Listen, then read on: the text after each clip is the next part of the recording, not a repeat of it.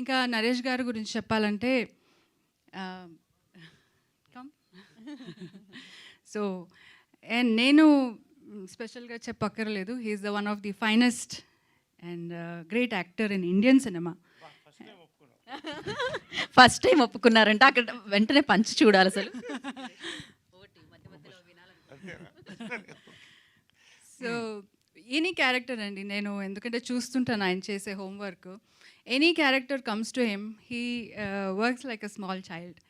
దాన్ని చదివి దాన్ని ఎలా చేయాలని, దానికి మేకప్ ఎలా చేసుకోవాలని, దానికి మేకోవర్ ఎలా చేసుకోవాలని ఆయన చేసే హోంవర్క్ చాలా ఇంట్రెస్టింగ్గా ఉంటుంది. తర్వాత అది చేసిన తర్వాత కూడా ఆ క్యారెక్టర్కి అంత ఆయన జీవిస్తాడు. So I feel blessed to be part of him. And ఇంకా ఈ మూవీ గురించి చెప్పాలంటే ఫస్ట్ డే నుంచి ఇది he was very excited about the script.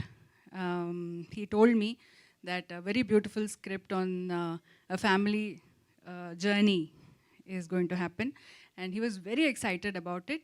And I feel the teaser chuste alage ochindi ani nenu anukuntanu. Must be he must have really enjoyed, and every time whenever he came back from Goa also he told me he enjoyed all his shoot and all that. Anurag garu, all the very best for you for your debut venture. And yeah, sorry I don't remember all the names, but to everybody, all of you, the DOP and the editor, everybody.